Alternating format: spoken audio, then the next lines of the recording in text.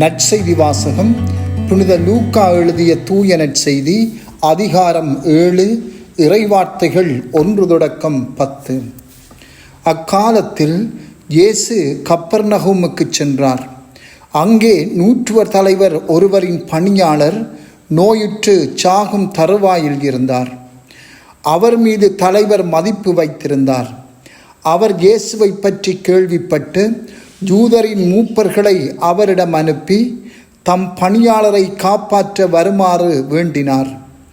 அவர்கள் இயேசுவிடம் வந்து, நீர் இவ்வுதவியை செய்வதற்கு அவர் தகுதியுள்ளவரே, அவர் நம் மக்கள் மீது அன்புள்ளவர், எங்களுக்கு ஒரு தொழுகை கூடமும் கட்டி தந்திருக்கிறார் என்று சொல்லி அவரை ஆர்வமாய் அழைத்தார்கள். இயேசு அவர்களோடு சென்றார். வீட்டுக்கு சற்று தொலையில் வந்து கொண்டிருந்த போதே நூற்றுவர் தலைவர் தம் நண்பர்கள் சிலரை அனுப்பி பின்வருமாறு கூறச் சொன்னார். ஐயா, உமக்கு தொந்தரவு வேண்டாம்.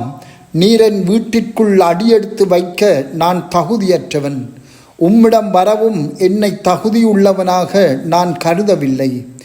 ஆனால் ஒரு வார்த்தை சொல்லும், என் ஊழியர் நலமடைவார். நான் அதிகாரத்துக்கு உட்பட்டவன், என் அதிகாரத்துக்கு உட்பட்ட படை வீரரும் உள்ளனர். நான் ஒருவரிடம் செல்க என்றால் அவர் செல்கிறார், வேறு ஒருவரிடம் வருக என்றால் அவர் வருகிறார். என் பணியாளரை பார்த்து இதை செய்க என்றால் அவர் செய்கிறார். இவற்றை கேட்ட இயேசு அவரை குறித்து வியப்புற்றார். தம்மை பின்தொடரும் மக்கள் கூட்டத்தினரை திரும்பி பார்த்து, இஸ்ரவேலரிடத்திலும் இத்தகைய நம்பிக்கையை நான் கண்டதில்லை என உங்களுக்கு சொல்கிறேன் என்றார். அனுப்பப்பட்டவர்கள் வீட்டுக்கு திரும்பி வந்தபோது அப்பணியாளர் நலமுற்றிருப்பதை கண்டார்கள். சிந்தனை. ஐயா, உமக்கு தொந்தரவு வேண்டாம். நீர் என் வீட்டிற்குள் அடியெடுத்து வைக்க நான் தகுதியற்றவன். உம்மிடம் வரவும் என்னை தகுதியுள்ளவனாக நான் கருதவில்லை. ஆனால் ஒரு வார்த்தை சொல்லும், என் ஊழியர் நலமடைவார். நூற்றுவர் தலைவரின் இந்த தாழ்ச்சி நிறைந்த வார்த்தைகள் ஆச்சரியம் மிக்கதாயிருக்கின்றன. ஆயினும் நூற்றுவர் தலைவர் நேரடியாக இயேசுவிடம் இந்த வார்த்தைகளை பேசவில்லை. ஏனென்றால் நூற்றுவர் தலைவர் தாம் இயேசுவிடம் போவதற்கு கூட தகுதியுள்ளவர் என்று அவர் எண்ணவில்லை. எனவே அவர் தம்முடைய சில நண்பர்களை இயேசுவிடம் அனுப்பி அவர்கள் மூலமாக இந்த வார்த்தைகளை இயேசுவுடன் பேசுகின்றார். இந்த நண்பர்களே நூற்றுவர் தலைவருக்காக இயேசுவிடம் பரிந்து பேசுகின்றனர். நூற்றுவர் தலைவரின் இந்த நம்பிக்கையை கண்டு இயேசுவும் ஆச்சரியம் அடைகிறார். தம்மை பின்தொடரும் மக்கள் கூட்டத்தை இயேசு திரும்பி பார்த்து, இஸ்ரவேலரிடத்திலும் இத்தகைய நம்பிக்கையை நான் கண்டதில்லை என உங்களுக்கு சொல்கிறேன் என்கிறார். அந்த நேரத்திலே இயேசு தூரத்தில் இருந்தே அந்த பணியாளரை குணப்படுத்துகின்றார். பல நேரங்களில் ஏதாவது ஒரு முக்கிய விடயம் என்றால் நாங்களாகவே நேருக்கு நேர் சென்று சம்பந்தப்பட்டவருடன் பேசுவோம்.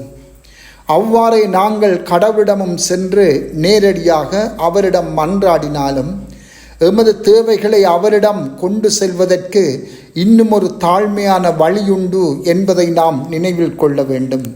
அதுதான் புனிதர்களின் பரிந்துரையாகும்.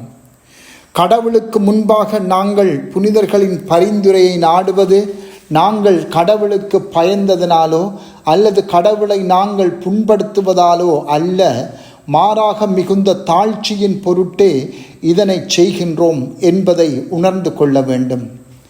கடவுளை நினைத்து எமது மன்றாட்டுக்களை நாம் புனிதர்களிடம் ஒப்படைப்பதால் நாங்கள் கடவுளிடமே எமது மன்றாட்டுக்களை ஒப்பு கொடுக்கின்றோம். இவ்வாறு புனிதர்களின் பரிந்துரையில் நாம் தங்கியிருப்பது நாம் ஆண்டவரிடமும் நேரடியாக சென்று எமது வேண்டுதல்களை ஒப்பு கொடுக்க நாம் தகுதியற்றவர்கள் என்ற நிலையின் வெளிப்பாடேயாகும்.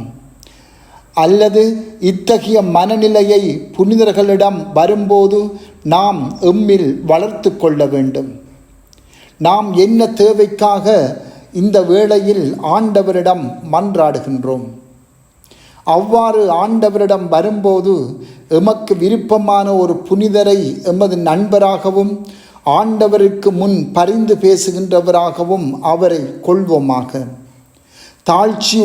தாழ்ச்சியான உள்ளத்துடன் ஆண்டவரிடம் நாம் செல்ல தகுதியற்றவர்கள் என்ற உணர்வுடன் அந்த புனிதரிடம் வருவோம். எமது வேண்டுதலை அவர் முன்பாக இறைவனிடம் ஒப்பு கொடுப்போம். அப்போது ஆண்டவர் தமது இரக்கத்தால் எமக்கு பதிலளிப்பார் என்பதிலே நம்பிக்கை கொள்வோம். இன்று நூற்றுவர் தலைவரின் தாழ்ச்சியை தியானிப்போமாக. அதன் விளைவாக தன் நண்பர்களை பரிந்து பேசுகின்றவர்களாக இயேசுவிடம் அனுப்பியதையும் தியானிப்போமாக.